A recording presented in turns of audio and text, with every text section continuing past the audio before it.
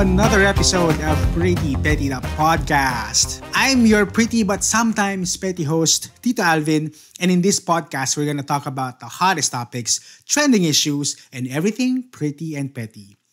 Kung first time mo dito, please subscribe to our YouTube channel by clicking on the subscribe button and click on the notification bell na din para notified ka for new episodes. You may also follow our podcast in Spotify by going back to the main page and then click nyo lang yung follow button. You can also follow our social media pages in Facebook, Instagram, and in TikTok by going to the link you see at the bottom of your screen. For today, we are going to hop on the train of progress, as in train, literally. Kasi pag-uusapan natin ang bagong cashless payment sa MRT3. Yes! MRT3 is going cashless. So, pwede ka na magbayad gamit ang inyong mga debit card, credit card, and your GCash. So, basta meron kang Visa, meron kang Mastercard, or any card na may EMV logo, pwede yan gamitin for cashless payment. Although may mga hiccups pa din here and there, pero kakasimula pa lang kasi. So, later on, pag-uusapan natin yan. So tulad ng sabi ko kanina, apart from cards, your credit cards, pwede na rin gamiting pambayad ang inyong GCash to ride the MRT. So Tito Alvin, ito ba ay meron lang piling stations na pwede kang mag-cashless payment? Yung cashless payment system dito sa MRT ay fully implemented across the entire MRT 3 line. So, lahat ng 13 stations from North Avenue Station hanggang Taft Avenue ay nag-a-accept ng cashless payment sa turnstiles nila. So, kailan ba nagsimula itong cashless payment option? And ito ba ay pilot system lang ba o full rollout na ito? So, nung July 25, naging official ang full rollout ng cashless fare collection ng MRT. So, hindi na to pilot test run or dry run, no, na testing the waters lang. Hindi na ganyan. Todo na to. Isabak na natin yan. Live and active na yan for all commuters from all stations. So, before the rollout, no, bago ilabas ito sa public, yung Department of Transportation or DOTR, kasama na dyan yung MRT3 management, yung mga private investors, and I think Land Bank. Sila yung bank partner eh. They conducted a series of test and integration checks to ensure that the implementation will be easy and will be smooth for all commuters. Itong initiative na to ng Department of Transportation is actually a part of their Automated Fare Collection System Initiative or Modernization Program, which is part of their broader efforts to eventually digitize public transportation. Kasi, di ba, sa ibang bansa, almost all digitized na eh. Sa bus, sa trains. So, aminin na natin, medyo napag-iiwanan ang Pilipinas pagdating sa lagay na yan. So ito, sinisimula na ng DOTR na gawing digital ang pag-collect ng payment sa mga public transportation. Okay, so ngayon, since alam na natin how it works, no, tignan natin yung mga legit benefits nitong cashless system sa MRT, no? Kasi hindi naman yan nilagay lang para pa-cute or display, no? By logic, it should actually make our commuting lives easier. Isa sa mga benefits that I can think of is going to be faster transaction time. Sige, isipin nyo, ilang minuto ba ang nasasayang nyo sa pagpila para bumili ng single journey ticket? Hindi ko alam kung may single journey ticket pa rin ba ngayon or beep cards na lahat. Pero anyway, nonetheless, pipila ka pa rin naman eh, di ba? Pipila ka para magbayad ng fare. Siguro mga 5 minutes. Ngayon, kung mahaba ang pila, around 10, kung rush hour. Ngayon, with the cashless payment, literal yan, tap and go. As in, tap mo yan, then pasok ka na sa loob ng train station para makasakay ng train. So ideally dapat mas mabilis ang transaction, mas mabilis na yung turnout ng tao kasi hindi ka na kailangan pumila. Although, based sa mga videos na nakita ko na nag-try mag-cashless, and relatively, and again, the operative word is relatively, mas mabilis naman siya compared sa pipila ka. Pipila ka para bumili ng single journey ticket. Pero kung i-compare mo yung response time nung machine mismo ng turnstile compared sa mga automated systems from other countries like Korea, Japan, and Taiwan, mas mabagal yung response time nung sa atin. May wait time pa din Parang pa nag-tap ka, pero nung ninuha mo na sandali, bago siya mag-a-accept or mag-fail. Eventually, baka may situation sa mag-fail yan. Pero may konting wait time. Okay, so again, relatively kung pipila ka, mas mabilis. Pero kung ang comparison ay ang systems ng ibang bansa compared sa atin, medyo mabagal pa yung sa atin. Pero, to be honest, hindi na ako choosy. I'm happy naman na meron ng ganitong option na pagpipilian yung mga commuters. No? Kumbaga, baby steps towards progress. Maganda sana kung umpisa pa lang ay maayos na. Pero alam mo naman sa Pinas, hindi na bago yan. Pero at least, again, baby steps towards progress. Another benefit that I can think of is yung less handling of cash. It is safer and more hygienic. Kasi, aminin na natin, ang pera, hindi yan malinis, madumi yan. Lalo na sa public places, ang daming ng kamay ang humawak sa mga barayang yan, sa mga bills na yan. So, hindi mo alam kung ang huling humawak yan ay may sakit. So, with tap payments, ang hawak mo lang ay yung sarili mong card or yung phone mo. So, confident ka na malinis yung hinahawakan mo, malinis yung gamit mong pinantatap dun sa turnstile. No? Again, it's cleaner and it's safer. Less contact, less germs, more peace of mind. Lalo na kung may trauma ka nung nagkaroon ng COVID, di ba? May mga tao kasing after nung COVID, medyo naging sort of germaphobe na. So, again, hindi ko masisisi, ba? Mahirap na, mabuti na nag-iingat kaysa magsisi ka sa bandang huli. So, with this cashless option, siguro mas mami-minimize na yung paghawak ng pera na alam nating madumi to begin with. Third benefit that I can think of with this cashless MRT payment option is it encourages digital inclusion. Okay? Kung titignan natin on a bigger scale, yung move na to digitize public transportation will push more Filipinos to adapt to digital financial tools available for them.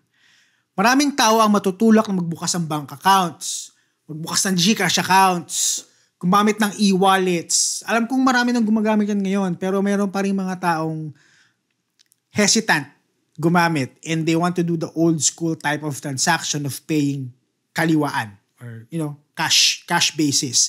Ibig sabihin nito, we're not just modernizing transportation per se, but we are modernizing the behavior of the people.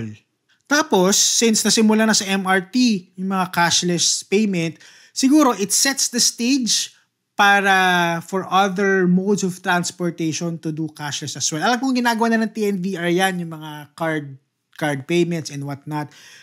Pero kasi hindi siya inclusive hindi man lahat nag-Grab di ba? Hindi man lahat kaya magbayad ng Grab. So, iba nagko-commit pa rin like bus, jeep, MRT.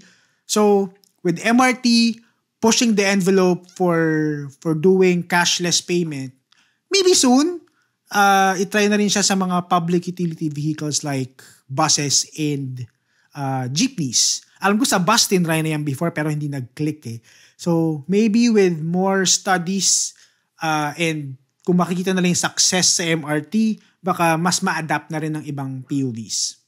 Again, tulad ng sabi ko kanina, I know marami pa rin mga Pilipino na hindi convinced sa cashless payment apart from the fact na maybe they don't have the means to have those kind of payment options. Pero iba kasi hindi tech savvy eh. May cellphone sila pero hindi sila ganun ka-tech savvy to handle their finances the digital way. So, again, this is just a small step towards progress. And ang sabi nga, di ba, I believe ang nagsabi nito is mayor ata ng Colombia. The sign of a developed country is not when the poor owns a car, but when the rich uses public transportation. Diba? Which is totoo naman. Sa Japan, bihira naman ultra rich lang talaga may mga kotse. Majority ng mga tao, they rely on public transportation. When in their defense din naman kasi, sobrang reliable naman talaga ng public transportation nila. So it's not a loss for them not to buy a car and just commute to work every day.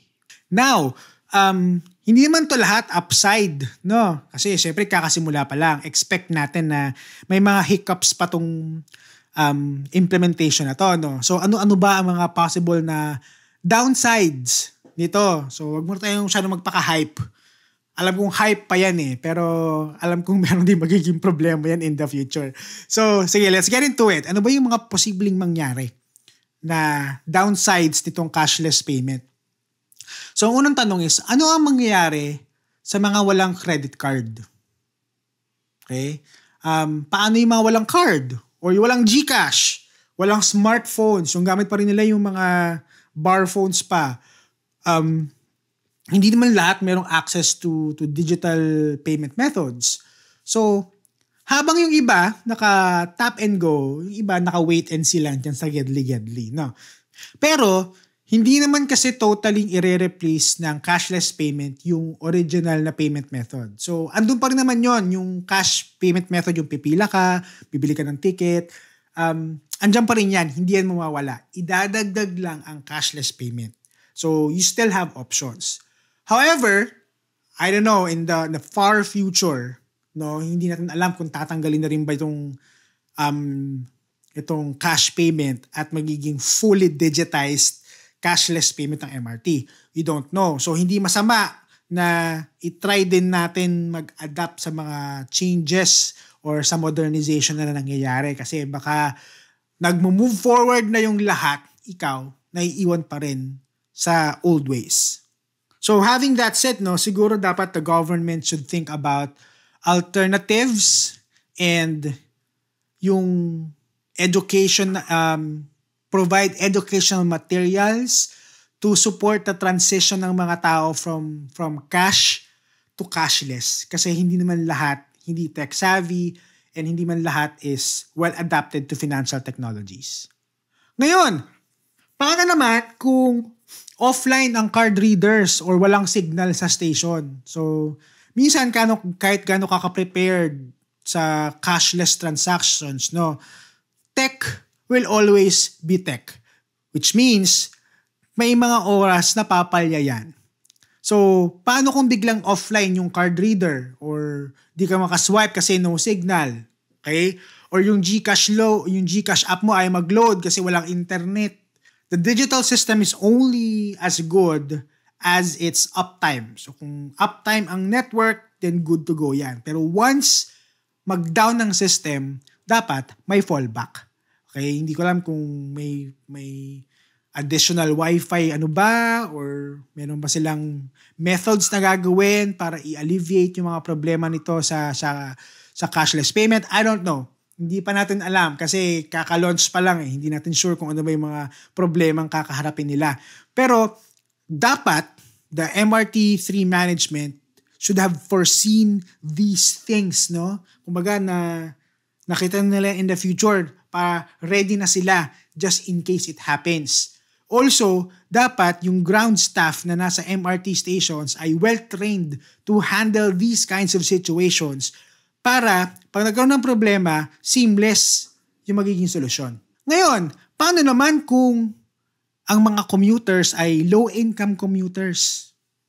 Okay, aminin na natin na digital inclusion sounds nice. In an ideal world, no, it sounds nice to include everybody in this digital modernization. Pero hindi siya kasi automatic. I mean, marami pa rin walang access sa stable digital tools, walang access sa stable internet access. Iba nga walang valid ID para mag-open ng bank account. Diba? Tulad ng sabi ko kanina, iba bar phones pa rin ang gamit. Walang pambili ng smartphone or ayaw mag-smartphones for some reasons.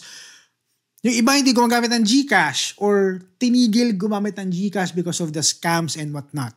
So, while cashless options are very convenient for many people, it can also create a digital divide between those people who are using digital means and those who are not.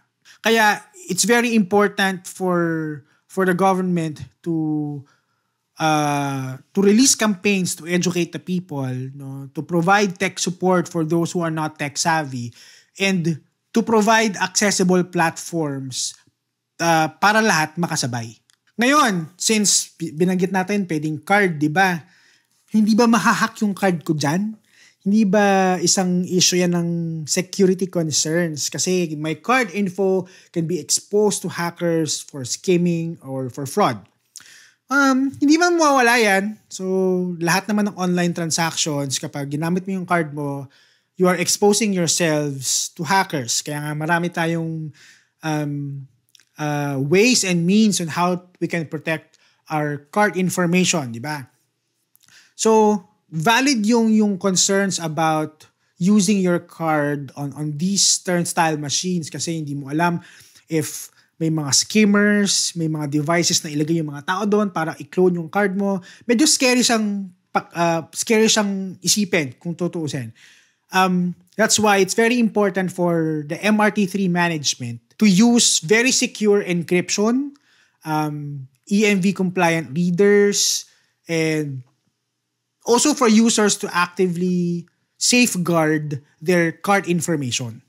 Diba? Maglagay ka ng mga transaction alerts, mga notifications sa phone mo para pag may mga transactions na hindi mo ginawa, manonotify ka.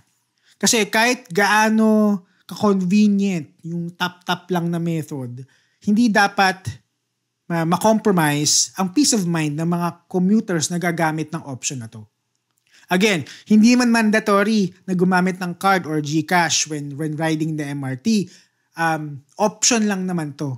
Okay? If you're hesitant to use your card or using digital methods, you can always fall in line and buy your single journey tickets. Okay, so bago tayo mag-move forward, since lagi ko na may mention yung GCash, medyo side kwento muna tayo. Paano ba gumagana sa MRT yung GCash? Like legit ba? Hassle-free ba talaga yung paggamit ng GCash sa pagbabayad ng pamasahe sa MRT? So ganito, para hindi mo tayo magmukhang tanga-tanga doon pag gagamit tayo ng GCash. So, ang first option is yung gagamit ng QR code na ma-generate from GCash. So, ibubuksan mo so you will open your GCash app. Tapos, you will tap the GCash commute icon. So, kung wala ka pang GCash commute icon, make sure you update your GCash app. And then, you generate a new QR code. Once pa-generate yung QR code, you scan that code sa turnstile and then you're good to ride. Papasok ka na sa loob and then you can go to your destination. Now, pro tip, yung QR code na yan ay one-time use only. Hindi yan reusable. So, gagamitin mo siya pagpasok at gagamitin mo siya paglabas. After nun, tapos na yung QR code na yan. So, hindi mo yan pwedeng i-save sa phone mo at gamitin forever. Okay, hindi yan boarding pass mga te. Once ka lang pwedeng gumamit ng QR code na yan. Every ride, pasok at labas, isang code. Okay, ngayon, paano kung walang signal? Hindi mo mabuksan yung GCash app sa MRT station kasi wala kang signal, wala kang data. Okay, huwag kayong mag-alala. Okay, napag-isipan na siguro nila yan. You can actually pre-generate the QR code. Bago ka pa man bumaba ng jeep or ng bus or nasa office ka pa, nakikigamit ka ng wifi ng office, pwede mong i-pre-generate yung QR code mo dyan. Tapos, i-save mo sa phone mo screenshot mo yung QR code, i-save mo sa phone mo. Tapos, pagdating mo dun sa gate, sa turnstile, itap mo, at Tapos, kasi meron ka ng screenshot, diba? So, hindi mo kailangan kunin yung QR code directly from the GCash app. Meron ka ng screenshot. So, pagdating mo dun sa turnstile, itap mo lang yung screenshot, paglabas mo, use the same screenshot, then tapos. Kumbaga, plan your travel ahead of time. Kung alam mong wala kang signal or hindi mo ma-generate yung QR code directly from the GCash app sa station mismo, edi i-pre-generate mo na lang yung QR code dun sa lugar na meron kang signal. Ngayon, magkano ba ang matcha-charge? Diba? Kasi paano yung manalaman kung magkano ikakata sa akin? Okay, ganito yan. Medyo may science or may math na involved. When you tap in using your GCash QR code, yung system, temporarily mag-hold yan ng 28 pesos sa account mo. So make sure na yung GCash mo at least may 28 pesos. Okay? I-hold na yan temporarily. Bakit 28 pesos? Yan kasi ang pamasahe from dulo to dulo. From North to Taft or vice versa. 28 pesos yan. So pag tap mo, kahit sa station, kaltas or temporary hold, 28 pesos. Ngayon, the moment na lumabas ka, itatap mo ulit yung QR code. Ika-calculate na ngayon yung distance kung saan ka pumasok at kung saan ka lumabas. So, kunyari, ang fare mo lang dapat ay 16 pesos. So, yung 16 pesos lang ang ibabawas niya sa GCash account mo and then the remainder, ibabalik niya sa GCash mo. Okay? Ibabalik niya, automatic refund yan. Hindi mo kailangan mag-file ng ticket, hindi mo kailangan magngangawa sa customer service. Automatic yan, yung remainder ng fare na hold temporarily, ibabalik yan sa GCash account mo. Okay, so ganyan gumamit ng GCash sa MRT cashless option. Ngayon, kung feeling mong bida-bida ka, no, teki-teki ka masyado, at naka-Android phone ka, kasi for now, sa Android phone lang gagana to, meron din kasing NFC setting. Okay, yung NFC yung sa phone mo lang. So, ito turn on mo yung NFC setting sa Android phone mo, tapos, you will open the GCash app, isa-set up mo yung tap to pay, which is inside the GCash app, GCash card feature. Tapos, kapag na-set up mo na yan, no need to generate a QR code. Just make sure that your Android phone's NFC is turned on, tapos yung phone mo na lang itatap mo doon sa turnstile. Atik yan, since nakakonect yung NFC mo sa GCash, magkakaltas na siya. Yun na yung science behind it. So, sa mga nagtataka kung secured ba yan, secured naman daw yan. Okay? And you'll get a notification once the transaction is successful. Or I think if it failed, mag-notify din yan sa'yo. So for today, no, it just proves na yes, may mga bagay pa rin na pwedeng i-improve sa system. And one example is yung ating transportation. So it's a good step forward towards progress. Sa panahon ngayon, no, progress doesn't always come with fireworks. Minsan, progress is as simple as a faster line or a safer ride or a convenient payment process. Anything na magiging less hassle sa araw mo. Minsan, progress is as simple as a single tap. So whether you're Team Card or Team GCash or Team NFC, remember that public transportation should serve everyone. And when tech meets, empathy, that's where the real upgrade happens. Ayan, so maraming salamat for riding with me today sa literal and figurative na MRT ng ating buhay. Taray, MRT ng ating buhay. Don't forget to share this episode sa kaibigan mong laging nauubusan ng pamasahe at laging nangungutang sa'yo or sa tita mong nagtatanong kung legit ba talaga ang QR code sa GCash para magbayad sa MRT. So, if you haven't subscribed yet to our YouTube channel, please go ahead and subscribe to our YouTube channel. Follow our podcast in Spotify and follow our social media pages by going to the link you see at the bottom of your screen or go to linktr.ee/prettypettythepodcast. If you're a brand looking for partnership and collaboration, feel free to send me an email at prettypettythepodcast@gmail.com. And with that, lagi nating tatandaan to always stay pretty at huwag maging petty.